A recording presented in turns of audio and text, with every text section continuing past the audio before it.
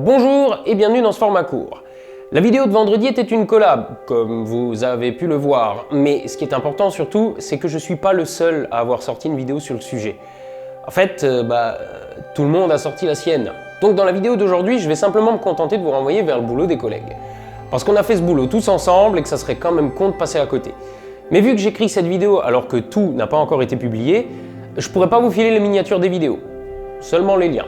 D'abord, nous avons PA de la chaîne Un Mondrian qui a fait une analyse des échos de notre crop circle dans la presse. Parce que ouais, beaucoup de gens ont relayé l'info. Vous connaissez peut-être plus Un Mondrian par Facebook que par YouTube.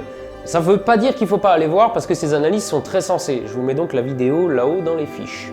Ensuite, il y a la tronche en biais qui nous parle des hypothèses coûteuses. En gros, penser qu'un crop circle est fait par des extraterrestres, ça pose plus de problèmes que ça n'en règle. Et ceux qui ont déjà entendu parler du rasoir d'Occam savent qu'il est toujours préférable de privilégier l'hypothèse qui résout le plus de problèmes sans en poser de nouveaux. Et encore une fois, dans le cas des crop circles, c'est vérifié. Pour en savoir plus, c'est là où que ça se passe, dans les fiches. Ensuite, il y a le défécator qui, lui, s'attarde un peu plus sur les pans en général et qui utilise notre crop circle comme support pour son propos. Donc, juste pour resituer, PAN, c'est l'acronyme qu'on préfère à OVNI, parce qu'il est plus représentatif.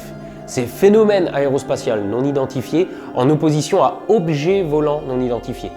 Parce que ce qu'on voit n'est pas forcément un objet, et n'est pas forcément volant. Lui aussi parle des hypothèses coûteuses, mais quand on parle d'extraterrestres, on est toujours obligé de voir les choses sous cet angle-là. Si vous vous rappelez de mon épisode sur les ovnis, vous savez exactement de quoi je veux parler.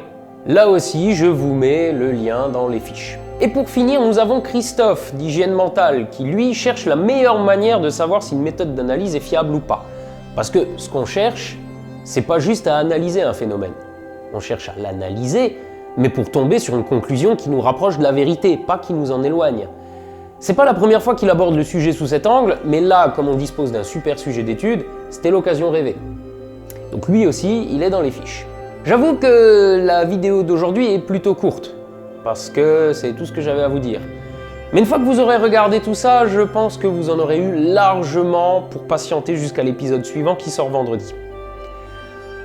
Donc il ne me reste plus qu'à vous dire, à vendredi.